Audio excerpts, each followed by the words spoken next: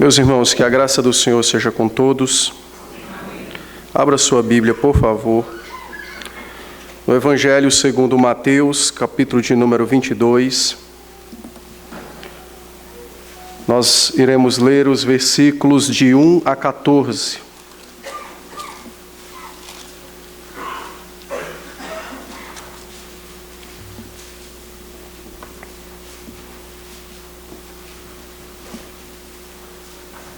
Mateus, capítulo de número 22, os versículos de 1 a 14. Eu farei a leitura e os irmãos acompanharão nas suas Bíblias.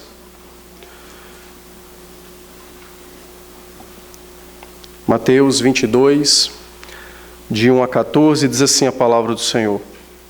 De novo, entrou Jesus a falar por parábolas, dizendo-lhes: O reino dos céus é semelhante a um rei que celebrou as bodas de seu filho. Então, enviou os seus servos a chamar os convidados para as bodas, mas estes não quiseram vir. Enviou ainda outros servos com esta ordem: Dizei aos convidados: Eis que já preparei o meu banquete. Os meus bois e cevados já foram abatidos, e tudo está pronto. Vinde para as bodas. Eles, porém, não se importaram e se foram, um para o seu campo, outro para o seu negócio. E os outros, agarrando os servos, os maltrataram e mataram. O rei ficou irado e, enviando as suas tropas, exterminou aqueles assassinos e lhes incendiou a cidade. Então, disse aos seus servos: Está pronta a festa, mas os convidados não eram dignos. E depois para as encruzilhadas dos caminhos e convidai para as bodas a quantos encontrardes. E saindo aqueles servos pelas estradas, reuniram todos os que encontraram, maus e bons. E a sala do banquete ficou repleta de convidados. Entrando, porém, o rei, para ver os que estavam à mesa, notou ali um homem que não trazia veste nupcial. E perguntou-lhe: Amigo, como entraste aqui sem veste nupcial? E ele emudeceu. Então ordenou o rei aos serventes: Amarrai-o de pés e mãos e lançai-o para fora nas trevas. Ali haverá choro e ranger de dentes, porque muitos são chamados, mas poucos escolhidos. Amém. Vamos orar? Senhor bendito, Deus nosso, grande de fato é o teu nome nos céus e na terra, grande é o teu nome na vida de cada um de nós, teu povo, grande é o teu nome, ó Deus, em nossa alma, em nosso coração.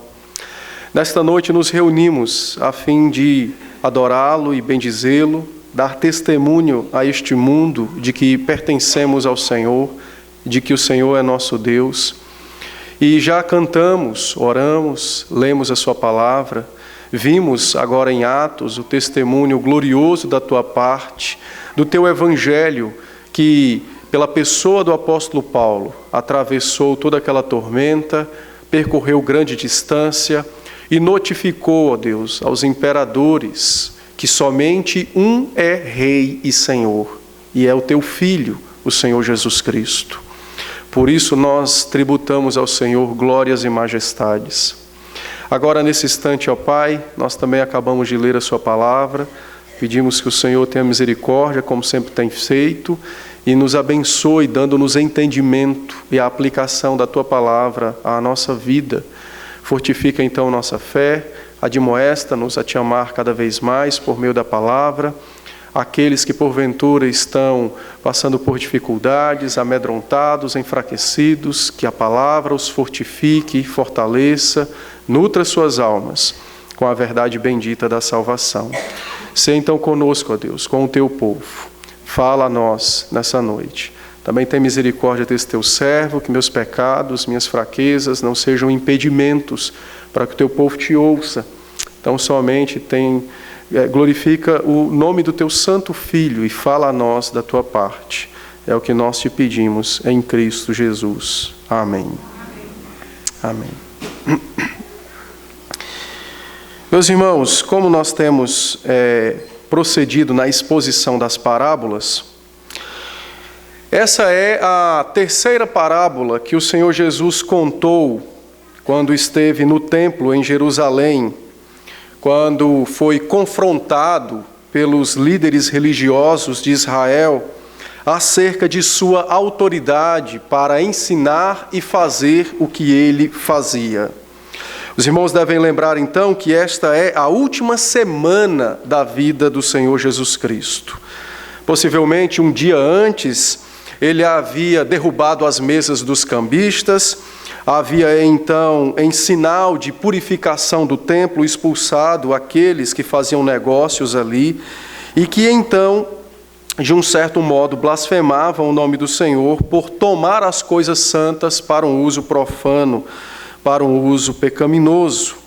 Ele então havia feito isso a fim de mostrar aos homens, àqueles que ali estavam, que aquele ambiente, aquela instituição, o templo, que era a presença de Deus, ou significava a presença de Deus na terra, havia sido maculada por eles, pelas suas vidas e pelos seus negócios, pela maneira como eles se relacionavam com o Senhor. Também devemos nos lembrar que na parábola anterior, que é exatamente o término do capítulo 21, e essas parábolas estão em sequência, o Senhor Jesus revelou que a vinha de Deus, confiada a Israel, havia agora sido retirada deles e dado agora ao seu povo, espalhado em toda a face da terra. Povo este que não mais pertenceria a uma nação exclusiva, mas povo este que seria então formado pelo Evangelho, pela fé na pessoa do Senhor Jesus Cristo. Povo esse que é a igreja.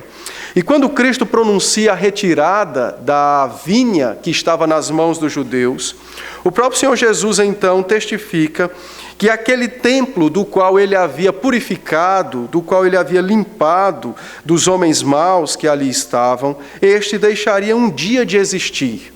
Porque ele, assim como todas as coisas nesta terra, são passageiras.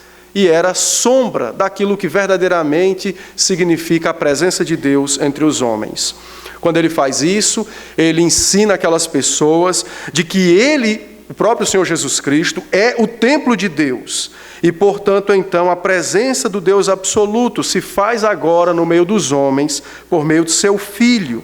E ele, então, ensinando isso àqueles homens, mostra que a sua crucificação seria exatamente o marco inicial da destruição, da derrocada do templo de Jerusalém, e, ao mesmo tempo, seria então o início dessa construção do novo povo da fé, chamado agora à fé, exatamente por meio de sua pessoa e de sua obra. Devemos lembrar, então, que essa é a terceira parábola, aonde Cristo conta-nos todas estas coisas, desde a parábola do homem que tinha 2 filhos, quando um disse, vou, mas não foi, o outro disse, não vou, arrependendo-se foi, a parábola da vinha ou dos lavradores maus, e agora a parábola da boda ou das bodas, uma festa de casamento. Nas 3 parábolas, o Senhor Jesus Cristo responde à inquietação dos líderes religiosos, que lhe perguntaram com que autoridade faz e ensina estas coisas. Os irmãos devem lembrar que o Senhor Jesus também perguntou a eles de onde era o batismo de João, do céu ou dos homens. E eles então, acovardados e cheios de hipocrisia, tentaram esconder do Senhor a sua resposta. Entretanto, dentro dessas 3 parábolas, Cristo expõe aquilo que havia dentro deles e publicamente lhes mostra que eles são os lavradores maus, o filho que disse que ia, mas não foi, e também agora passará a nos mostrar que eles foram os convidados, honrados pelo rei, porém indignos, porque rejeitaram o rei e o seu convite. Desta forma, então, o Senhor levou toda aquela multidão que o ouvia a reconhecer que João era de fato um dos servos de Deus, que João era de fato um daqueles que veio buscar os frutos da vinha, que João era aquele que na parábola dos 2 filhos era exatamente aquele que dizia aos filhos, faze isto porque teu pai manda. Então agora o Senhor Jesus conduz a multidão a compreender que o batismo de João não era dos homens, mas era do céu. E por esta razão, então, os líderes religiosos haviam decretado e confessado com suas próprias bocas que eram descrentes, pois não haviam crido em nenhuma dessas coisas. Eu vou explicar a parábola e depois eu farei, então, algumas aplicações para nós. O Senhor Jesus conta-nos uma parábola de algo que acontece no mundo inteiro, e é muito comum, muito recorrente, né? Ele fala-nos, então, de uma festa de casamento. E, de fato, essa parábola é um convite para uma festa de casamento. Há um casamento secreto nos céus, né? Entre Jesus Cristo e o pecador que se arrepende. E o pecador, quando se arrepende, torna-se a noiva de Cristo. Então, de fato, literalmente, ele casará com o Senhor Jesus. Então, o convite é para uma festa de casamento. O Senhor, então, nos contou que um rei, quando o seu príncipe, o seu filho, havia casado ou ia casar-se, ele, então, preparou um grande banquete a fim de festejar esse momento de tão grande alegria. O texto nos diz que o rei preparou todas as coisas com muito cuidado, e há, de fato, detalhes no texto que mostram o cuidado do rei na preparação de todas as coisas para a festa. O texto também nos diz que o rei enviou 2 convites, e, de fato, isso era um costume da época. Ele enviou, então, um convite aos principais dignatários do seu reino, convidando-o para as bodas, ou seja, alguns meses antes, notificava-se às pessoas de que aquela festa aconteceria e que, de fato, então, ninguém poderia ter outra ocupação a não ser aquela. Isso era, de fato, um costume.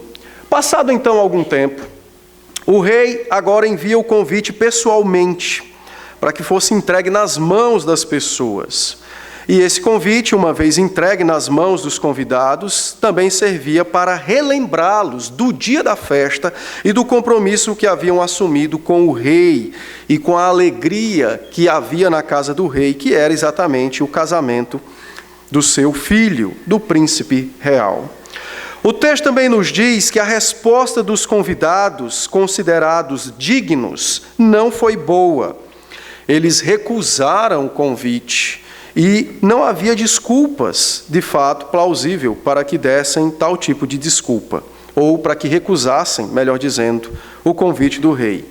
Eles simplesmente menosprezaram o rei e não quiseram honrá-lo com suas presenças naquela gloriosa e grande festa.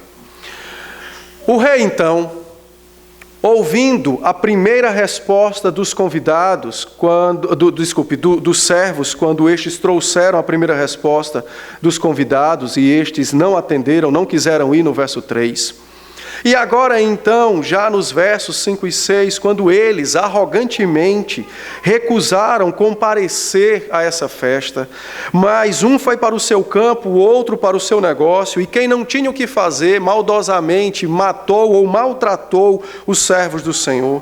Quando o rei recebe tal tipo de resposta, então, ele, mesmo tendo preparado todas as coisas, mesmo tendo enviado carinhosamente os seus servos para anunciarem que o casamento havia chegado, que a festa estava pronta, que os bois cevados preparados haviam sido mortos, que o filho desejava a presença dos convidados, que havia uma honra da parte do rei em convidar aqueles homens a quem ele considerou dignos. Quando ouviu a recusa, o rei encheu-se de ira e de furor.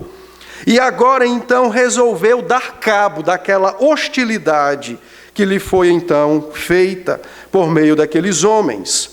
O rei, então, cheio de sua fúria e de sua ira, manda, então, agora com que seus servos aniquilem e matem os convidados maus. A ordem do rei foi: matem estes assassinos e incendeiem suas cidades.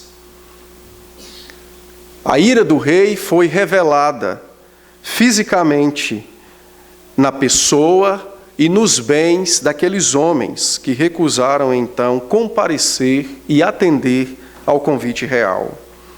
O rei, então, depois da ordem dada aos seus exércitos, considerou todos aqueles homens como indignos e os rejeitou para sempre.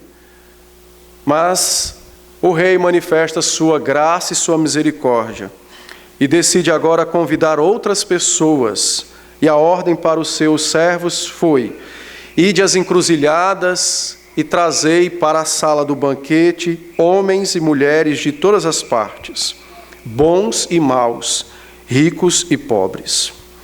O texto então nos diz que de fato assim aconteceu. Enquanto uma parte do exército partiu para destruir as cidades e a casa dos homens maus, outra parte então partiu para as encruzilhadas, a fim de notificar e convidar todos aqueles que o rei os convidava para a sua casa, para a sua festa, para a festa nupcial de seu filho. O texto então diz que o salão estava cheio de pessoas, todo mundo comendo, se alegrando, algo que ninguém nem imaginava, né? Um dia bem misto, de manhã grande ira e fúria, à noite só alegria, todo mundo na festa, comendo, bebendo, negócio fora do sério. O rei então vai cumprimentar os seus convidados, e diz o texto que ele olha e vê algo estranho na festa. E viu um homem que não trajava veste nupcial. Aproxima-se do homem, no meio de toda aquela festa e de toda aquela multidão, pergunta-lhe: amigo, fraternalmente dirige-se a ele e diz: amigo, como você entrou aqui? O homem, sem palavras, permanece ou continuou mudo, porque não tinha o que dizer. E o texto então nos diz que o rei ordena aos seus serventes: amarrem-no de pé e mão e o lancem para fora nas trevas, aonde haverá dor e ranger de dentes, aonde haverá grande sofrimento. E Cristo conclui a sua parábola dizendo: é verdade que muitos são chamados, mas poucos são os escolhidos. Muitos são chamados, poucos são os escolhidos. Quando o Senhor Jesus contou essa parábola àqueles homens, o Senhor Jesus então estava explicando como foi o modo de se comportar e como foi o relacionamento que Israel teve para com o seu pai e para com ele. Israel foi chamado, convidado para as bodas do Cordeiro. O convite foi feito de maneira externa, por meio da palavra e das mais variadas instituições que Deus estabeleceu no Antigo Testamento. Se os irmãos lerem cuidadosamente os 5 livros da lei, perceberão que há um requinte de detalhes em tudo aquilo que Deus ordena que Israel fizesse. Desde o primogênito da mulher, que não era de fato pertencente ao pai e à mãe, mas que pertencia ao próprio Deus, apontando para o Senhor Jesus Cristo, até as festas, quando Deus então ordenou que de tempos em tempos algo fosse feito para que o povo levasse algo à sua presença. Tudo isso configurou-se no chamado do Evangelho. O Evangelho foi trazido ao povo de Israel e a todos os homens, melhor dizendo, em todas as eras desde Adão, sempre por um convite formal. Deus convidou Adão e Eva para as bodas de seu filho, quando após a queda chamou-os para saber por que estavam nus. E depois de ouvir suas respostas extremamente pecaminosas, o Senhor não os lança de sua presença, porém lhes disciplina, e como diz Gênesis 31, o Senhor então sacrifica um animal e os cobre, apontando então não para as peles daqueles animais que ele matou, que cobriria o corpo, mas para o sangue de seu filho, que um dia haveria de ser derramado, para nos cobrir de nossa nudez pecaminosa. O Evangelho, então, sempre foi anunciado a Israel pela palavra, pelos meios externos. O sacrifício do Cordeiro, de fato, era a principal pregação.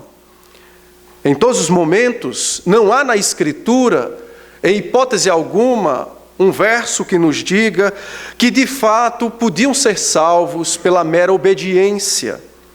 Mas em toda a Escritura o que é dito a Israel é que Deus exigia deles fé. E a fé opera-se na obediência. É bem verdade que houve momentos, por exemplo, como o da serpente, quando Israel pecou no deserto e a serpente então foi trazida por Deus como juízo contra aqueles homens. Deus então usa agora a própria serpente como instrumento para lembrar aquele povo de sua maldade, mas também da graça divina e da salvação. E o Senhor Jesus Cristo, falando no Evangelho de João, no capítulo 3, ele disse que da mesma maneira, porque a serpente foi levantada por Moisés no deserto, ele também seria levantado na cruz. O instrumento que seria usado para a nossa ruína e destruição eterna, a cruz, agora ocupado pelo bendito e glorioso Filho de Deus, tornou-se o instrumento de nossa salvação. O Evangelho sempre foi anunciado ao povo de Israel. Entretanto, eles rejeitaram, recusaram e desprezaram a graça divina. O último momento, então, do anúncio do Evangelho a Israel, dentro da antiga dispensação ou do Antigo Testamento, foi a vinda de João e do Senhor Jesus Cristo. E enquanto os pecadores e as meretrizes curvavam-se aos pés de Cristo pela pregação de João, os líderes religiosos de Israel blasfemavam e inquiriam dele: é tu o Cristo? Recusaram diversas vezes o chamado para a graça e recusaram de forma desdenhosa Deus que os chamava. O Senhor Jesus então agora se dirige àquelas autoridades e diz: Deus está irado convosco, e notifica que haverá de destruí-los, haverá de matá-los, haverá de incendiar esta cidade que vocês tanto amam e que se tornou o centro de vossa fé, se tornou o vosso ídolo, Jerusalém. Deus estava irado com Israel e por esta razão então permitiu que a sua cidade, da qual uma vez havia dito por boca de Davi que seria então o lugar de sua morada, fosse destruída ao longo da história humana 750 vezes, exatamente para cumprir sua palavra, sua ira, sua justiça, contra todo aquele que o rejeita, que despreza o seu convite para as bodas do Cordeiro. Israel havia então rejeitado o Evangelho. E agora o Senhor Jesus notifica que não mais o Evangelho seria dado a eles somente. Mas agora o Evangelho seria dado, a oferta da cruz seria agora anunciada a todos os homens nas encruzilhadas do mundo. E agora então, aqueles homens que um dia foram considerados dignos por Deus, como disse Paulo, porque eles eram os portadores da aliança, das promessas e do Messias no que tange à natureza humana, agora Jesus diz que eles são indignos, porque haviam rejeitado Cristo, haviam rejeitado a oferta de salvação. Eles agora então haveriam de sofrer em suas próprias carnes o furor da ira de Deus derramado sobre eles, porque haviam desprezado e rejeitado o convite de Deus. O Evangelho, então, agora é anunciado aos homens em todas as partes, bons e maus. O Evangelho agora é anunciado em todas as partes aos homens e às mulheres. E agora Deus notifica todos os homens, ou chama-os, a participarem das bodas de seu Filho pela fé. Pela fé. O convite é feito a mim e a você, é feito a todos, a virem para as bodas do Cordeiro, para o casamento celeste. Mas, como o próprio texto nos ensina, quando o rei desceu para cumprimentar seus convidados, percebendo alguém que estava ali sem veste nupcial, Jesus também nos ensina e nos diz: não se engane, Não se engane. Não pense que aceitar o convite de forma superficial ou religiosa te tornará apto para de fato estar no jantar celeste. Não se engane. Não pense que o mero dizer sim a Cristo significa de fato que você está em Cristo. Pelo contrário, aqueles que assim procedem, disse o Senhor Jesus, o seu último estado é pior do que o primeiro. Porque antes, quando não era convidado, mas pecador, de fato herdaria o inferno como sua recompensa pelo mal. Porém agora herdará o inferno com um agravante. Recusou o eterno e glorioso Filho de Deus. O Senhor Jesus, então, ensina-nos que o convite do Evangelho não pode ser feito, ou melhor dizendo, não pode ser aceito de forma superficial e religiosa. Porque se assim fizermos, seremos um Israel da modernidade. E o mesmo Deus que se irou contra seu povo este que ele mesmo formou desde Sete, até então chegar nos dias do Senhor Jesus, este mesmo povo que ele rejeitou, ele também nos rejeitará, se de fato nós não pertencermos a Cristo inteiramente pela fé. Sem vestes nupciais não há como entrar nas bodas do Cordeiro.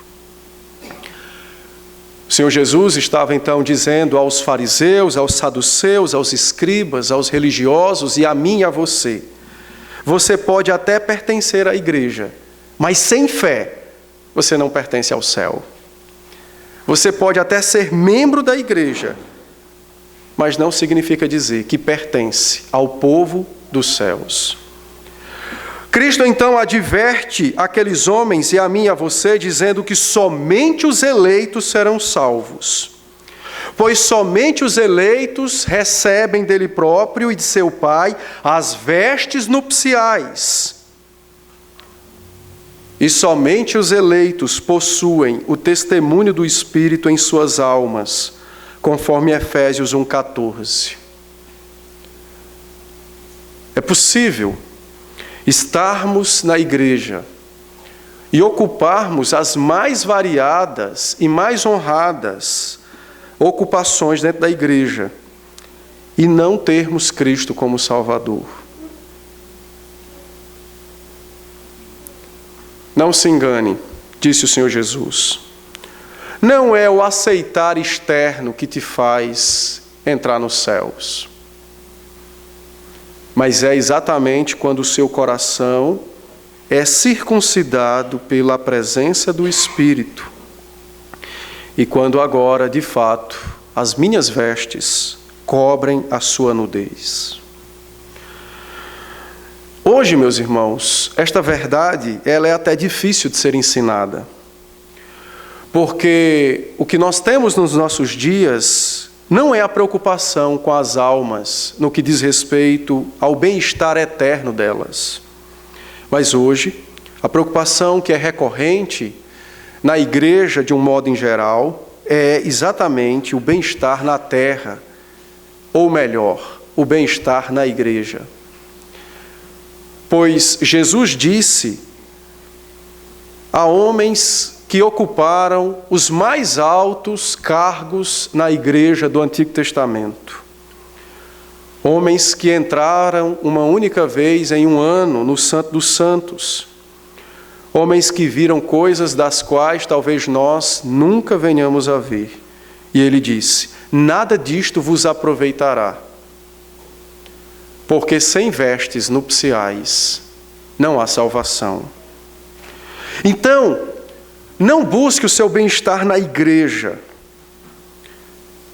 Eu não estou dizendo que isso é errado ou que isso não é bom. Não, é bom. Mas não deve ser a prioridade da sua vida aqui, Se você é membro desta igreja e gosta dessa igreja, porque você se sente bem nesta igreja, você tem um passo enorme contra o céu.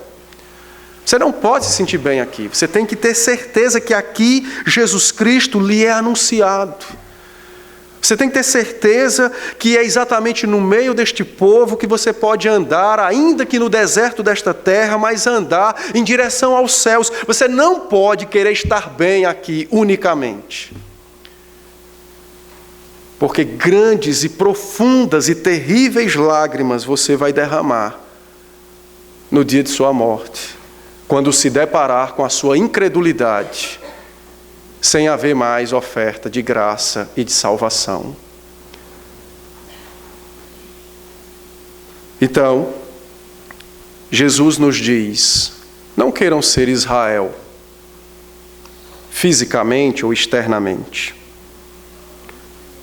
mas a noiva do Cordeiro, aquela que adentra a sala do jantar, possuindo vestes gloriosas que arrebata o coração do noivo,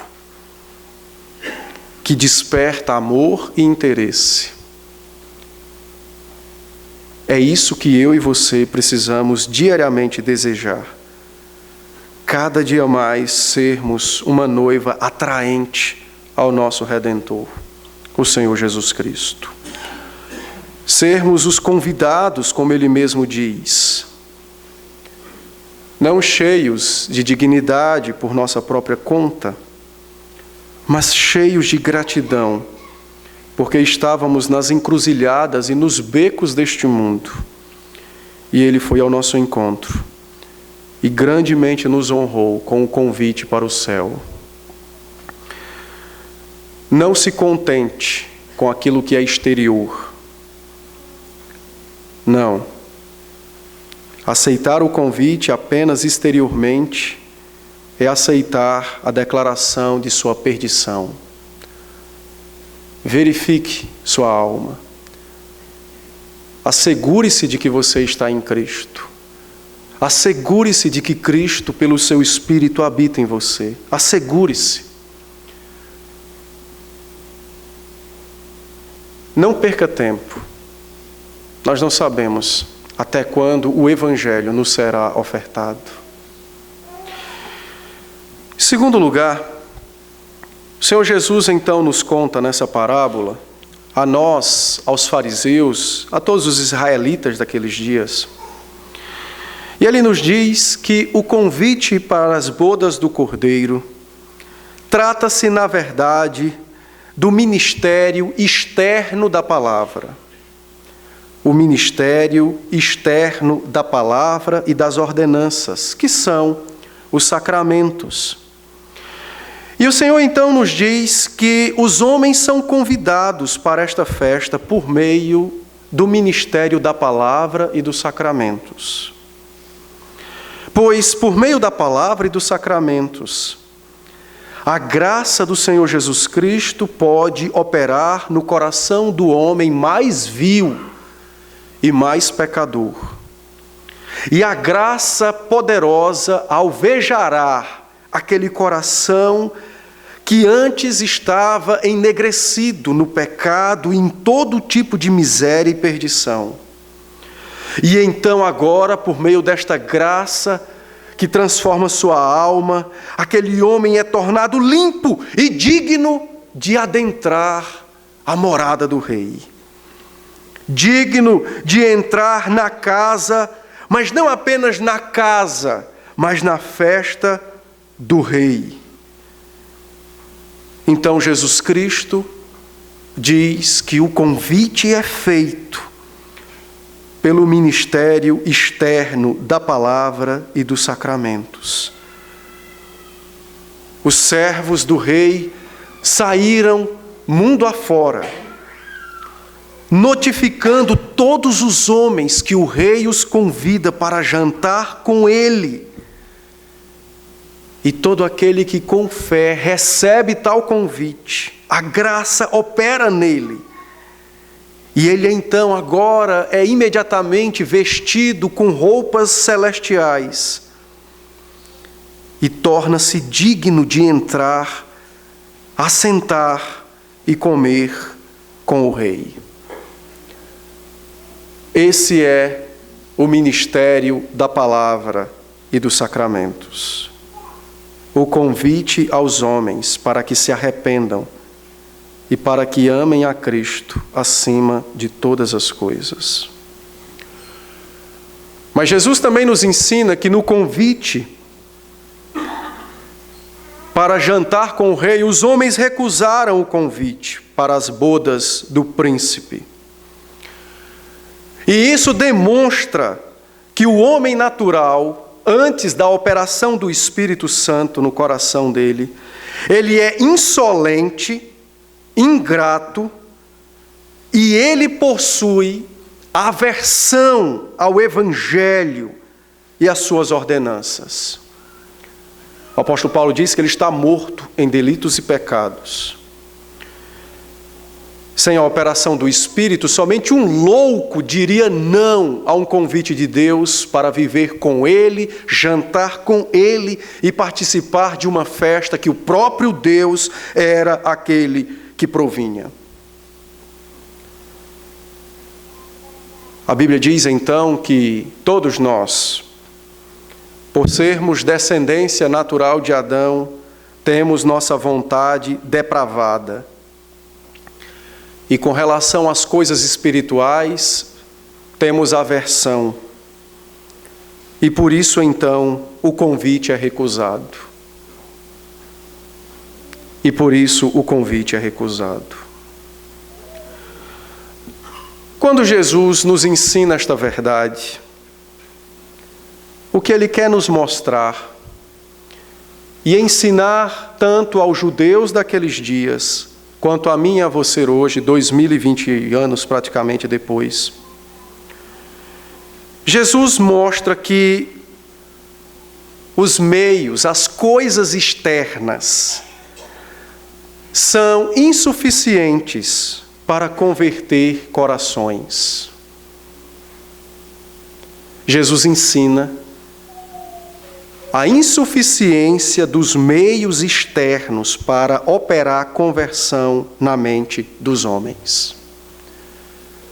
Mostrou aos fariseus que suas longas orações, seus sacrifícios, o próprio templo e sua glória tinham seu valor, mas quando aquilo era usado para tentar converter corações, não havia significado, não havia, de fato, suficiência ou poder naquelas coisas.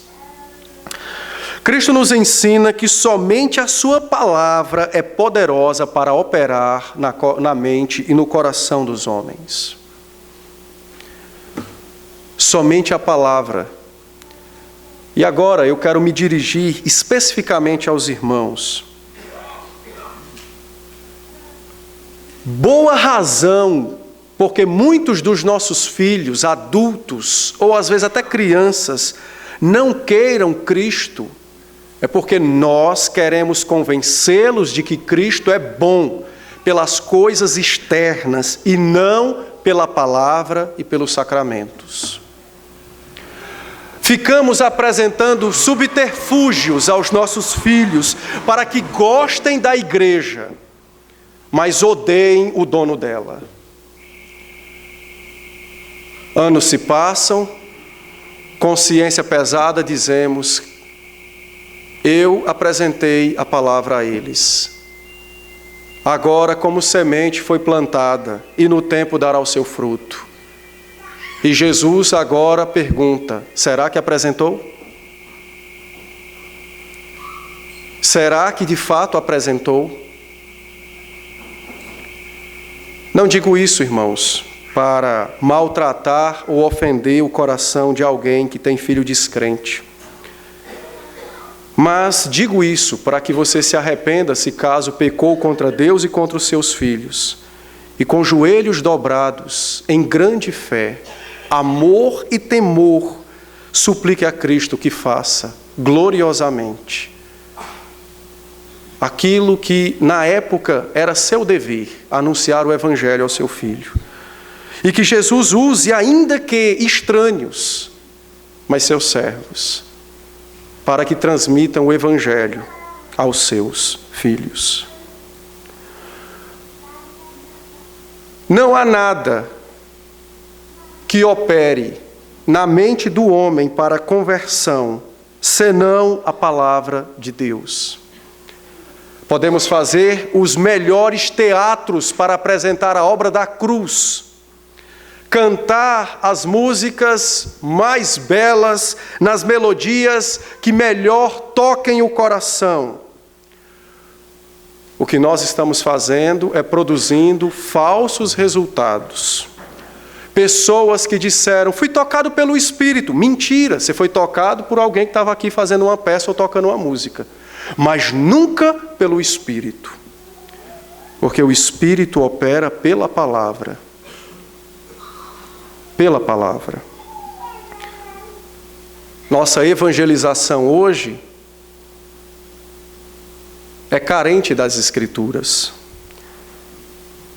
Hoje, com o afã de tornar a igreja relevante, a Bíblia tem sido sufocada e outras coisas têm sido colocadas no seu lugar. E é verdade, muitas igrejas têm aumentado em número. A grande questão não é aumentar em número. A grande questão é quantos são salvos. Quantos de fato tiveram seus pecados perdoados? Quantos de fato possuem suas almas regeneradas e transformadas pelo Espírito? Por isso, meus irmãos, não negligenciem o ensino da palavra aos seus filhos. Homens, não negligenciem a palavra às suas esposas. Mulheres, não negligenciem a palavra aos seus próprios corações. Às vezes queremos crescer na fé, estamos com dúvidas da salvação e nos lançamos em grandes momentos de oração, cruzadas, queremos subir um monte e ir lá em Campos do Jordão para orar no frio, para ver se Deus aquece o coração. Não é errado orar muito tempo, na verdade a oração revela um coração que deseja Deus. Mas Jesus não disse que era muito orar que trazia conversão. Ele disse que era a palavra, lida e ensinada. E aquele que crer nela, verdadeiramente viverá. Mas aquele que a rejeitar, esse morrerá eternamente. Ainda que ore infinitamente todos os dias de sua vida, sem a palavra na alma, não há redenção. Pois somente a doce voz de Cristo, na palavra, pode de fato trazer vida ao coração morto pelo pecado dentro do homem. Você tem parentes descrentes? Quer que ele se converta? Então, pregue a palavra para ele. Pregue a palavra. Apenas a palavra. Confie nela. Ela é a voz de Cristo na sua boca para converter todo aquele que o Senhor puser em nossa frente. Pregue as Escrituras. Em terceiro lugar, o texto também nos ensina que o convite foi aceito. Isso diz respeito ao chamado eficaz da palavra. E é algo glorioso quando Cristo ensina estas coisas nessa parábola. Jesus está mostrando àqueles homens que aqueles que creem nele não são melhores do que quem não crê. Apenas são eleitos. Como isso é glorioso, né? Os fariseus enciumados porque os publicanos, os pecadores, as meretrizes criam no Cordeiro. E eles, os doutores, os bambambãs, os grandiosos deste mundo. E Jesus os ensina e diz, eles não são melhores do que vocês. Eles são apenas eleitos. Foi dado a eles a graça para crerem em mim. Quando Cristo fala sobre o chamado eficaz da palavra, ele diz que a palavra opera no coração do homem não apenas em palavra. Ou seja, como eu sei que a palavra operou salvificamente em minha alma, quando ela de fato tem poderes para mudar quem eu sou? Mas se eu leio a palavra e olho para ela apenas como um aglomerado de palavras e letras, até com respeito, porque a Bíblia é um livro santo e sagrado, mas de fato isso aqui não é a verdade na minha alma, então isso é um sinal de que ela não operou com poder. O convite eficaz que Jesus fala, daqueles que aceitaram, implica quando a palavra é pregada e ela é recebida e ela entra no coração com o poder de Deus. Paulo disse em Romanos, o Evangelho é o poder. A palavra então opera no poder de Deus. Ou Deus opera, a palavra com seu poder. E esse poder é o poder do Deus Salvador. É o poder do Deus que quer unir você e eu, pecadores miseráveis, ao seu Filho, que é bendito eternamente, santo, justo, cheio de glória e de majestade. Esse poder é operado pela palavra no coração dos crentes, para de fato nos fazer ser um com o Senhor Jesus Cristo. E como o próprio Paulo disse em 2 Tessalonicenses, capítulo 2, verso de número 14, esse poder opera em mim e em você, a fim de que eu e você sejamos capacitados a possuir a glória do nosso Redentor, o Senhor Jesus Cristo. Não sendo deuses, mas estando na sala do banquete com Ele, com vestes gloriosas. 2 Tessalonicenses, capítulo 2, verso 14, Paulo diz, para o que também vos chamou mediante o nosso Evangelho, para alcançardes a glória de nosso Senhor Jesus Cristo. O poder de Deus opera na palavra. E o poder que opera na palavra não é apenas para me convencer de que isto é a verdade, mas é exatamente para me convencer de que sem Jesus Cristo anunciado na palavra, não tenho salvação.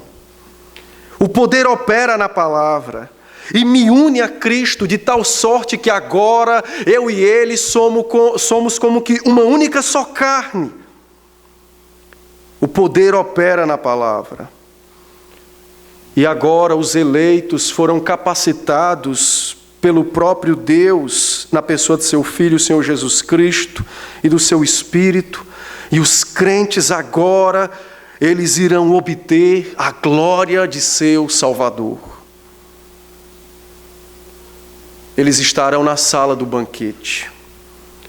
Eles estarão festejando com o noivo, que é o próprio Senhor Jesus Cristo. Eles serão os convidados e a própria noiva, vestidos de glória e de majestade. Se assentarão ao lado daquele que reina sobre tudo e sobre todos. A palavra opera com poder no coração do crente, ou no coração do homem pecador que é regenerado e que passa então a pertencer a Cristo pelos séculos dos séculos. Você sente o poder de Deus na sua vida? E não é de sair dando choque nas pessoas, como alguns dizem, mas é um poder que emana da palavra, que remexe a alma e o coração, que nos dias mais tristes da vida, como nós vimos agora no Salmo 77, a palavra comunica-nos alegria. É o poder que arranca dos nossos olhos as lágrimas deste mundo e coloca em nossos lábios o sorriso dos céus. A palavra opera na sua vida. Você crê que ela de fato é a palavra de Deus? Se não, se você acha que aqui é um livro, que os homens que não tinham o que fazer escreveram um punhado de fábulas, eu preciso notificá-lo que você está recusando o convite do rei. E que se não mudar este quadro, o que acontecerá com você é o mesmo que aconteceu com aquele homem. Será amarrado pés e mãos e lançado para fora da casa do rei. Curtirá grande sofrimento, tão grande que irá rilhar os seus dentes. A palavra é o poder de Deus. Opera poderosamente no coração dos homens. Por isso, quando você for ler a Bíblia para o seu filho, para sua mulher, para você mesmo, leia com fé. É a palavra de Deus. Leia com fé. Grande fé.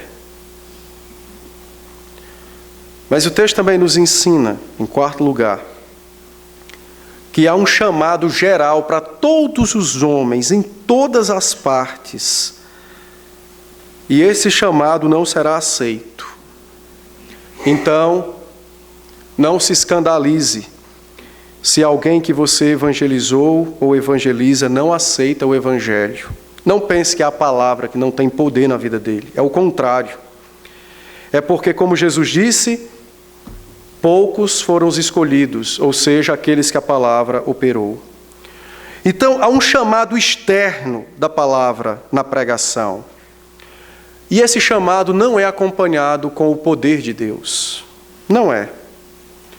E por isso, as pessoas podem ouvir a palavra, gostar da palavra, ler a palavra, estudar a palavra, podem ensinar a palavra, mas por não haver poder na palavra para ele, nunca serão regenerados, justificados, santificados e glorificados. Ou seja, não serão salvos. É o homem que não tinha roupa.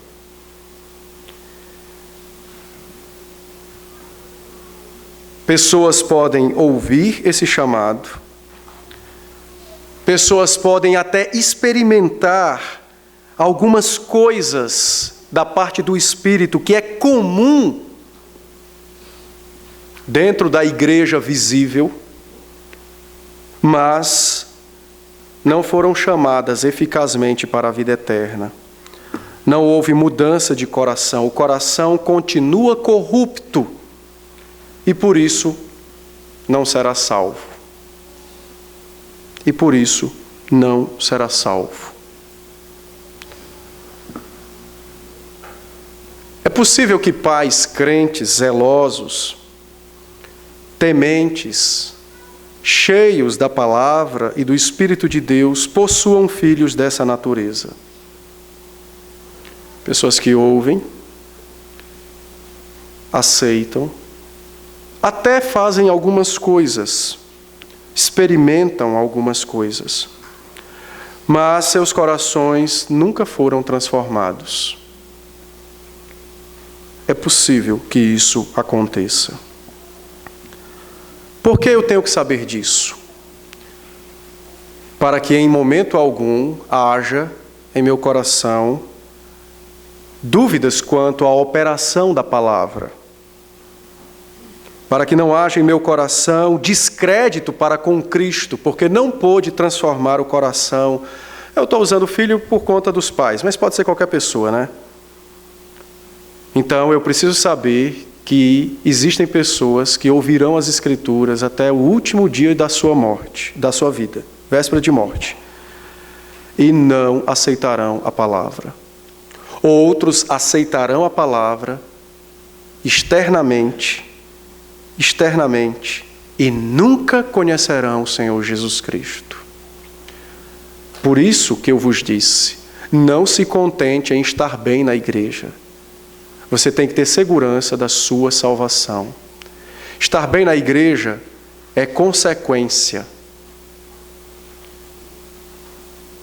Você tem que ter certeza se você está na sala do banquete. Então há esse chamado externo da palavra, não acompanhado pelo poder regenerador e transformador. E pode haver então pessoas formalmente ingressadas na igreja visível, porém fora da igreja invisível, da noiva de Cristo, do reino dos céus. Precisamos averiguar como anda nossa alma, como anda nosso coração. Por fim, o verso 11 diz-nos algo extremamente interessante, e é preciso trabalhar este verso separadamente. Não me deterei muito. O Senhor então chamou o homem e disse que ele não tinha vestes nupciais. O que são as vestes nupciais? Talvez você pense que as vestes nupciais que Jesus disse aqui, que aquele homem não possuía, talvez sejam boas obras. É muito comum na igreja nós classificarmos as pessoas mais maduras como aquelas que mais fazem alguma coisa, mais trabalham. Mas não é isso que significa vestes nupciais aqui. Talvez você ache que não possuir as vestes nupciais seja exatamente alguém que não tem buscado uma vida santa. É bem verdade que a santidade na vida é uma marca e uma característica do salvo. Mas também não é isso que significa o texto. Talvez você ache que as vestes nupciais da qual aquele homem não possuía é porque ele não se converteu. Ou seja, não está aqui na nossa igreja, ou não está em nenhuma igreja verdadeiramente cristã. Como nós dizemos, é um desigrejado, ou então está no mundo. Mas também não é isso o que o texto significa. Talvez você ache que a falta das vestes nupciais aqui, como no meio pentecostal, neopentecostal como um todo, falam sobre os dons do Espírito. Eu não tenho dons, pastor, então como é que eu vou me apresentar diante de Cristo? Talvez você ache que seja isso, faltava àquele homem graças, dons do Espírito. Talvez ele fosse dúbio na fé, talvez tivesse poucos dons ou nenhum, talvez não fosse humilde, fosse soberbo, talvez ainda não tivesse se arrependido de seus pecados. Mas deixe-me lhe dizer que nada disto significa vestes nupciais. O que faltava àquele homem era a justiça de Cristo. O que faltava àquele homem era a justiça do Senhor Jesus Cristo. É bem verdade, meus irmãos, que todas estas coisas que eu disse antes, como boas obras, vida santa, conversão, dons do Espírito, humildade, arrependimento, todas estas coisas são verdadeiras. E todas elas são demonstrações externas de um crente verdadeiro. Todas elas honram e adornam a doutrina e a pessoa de Cristo. Mas se você fizer tudo isso e não tiver a justiça de Cristo, você não está no céu. Você pode ser o melhor marido, a melhor mãe, o melhor filho, o melhor funcionário, o melhor cidadão. Você pode ser o melhor membro desta igreja. Você pode dar sua vida pelos pobres. Humilde. Dia após dia, orar de joelhos em sinal de sua conversão. Se você não tiver a justiça de Cristo, você está nu diante de Deus. Não vai para o céu. Sabe por quê? Porque você é pecador, como eu. E a única coisa que pode arrancar de mim e de você essa desgraça chamada pecado é a justiça de Cristo. Não é nossas boas obras. Não é nosso bom trato. Não é a igreja a que pertenço. Nem muito menos o cargo que desempenho nela. Não é nada a não ser a justiça de Jesus Cristo. Você pode ser filho da terceira ou quarta geração de crentes. Isso pouco importa para a sua salvação. De fato, é uma dádiva nascer num lar cristão, mas para a sua salvação, não. Se você não possui a justiça de Cristo, você não vai para o céu, porque não está com as vestes nupciais. O homem sem a justiça do Senhor Jesus Cristo, ele é imundo, ainda que aos olhos dos homens seja a melhor das criaturas. Sem a justiça de Cristo, o seu coração continua manchado e poluído pelo pecado. Você não pode se lavar sozinho, nem muito menos se encomendar a Deus.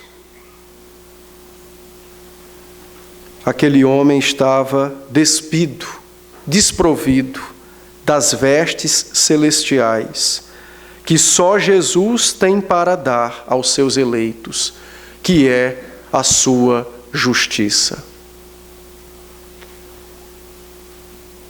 Se existe alguma coisa da qual você precisa confiar para ter certeza de sua salvação, esta é a justiça de Cristo.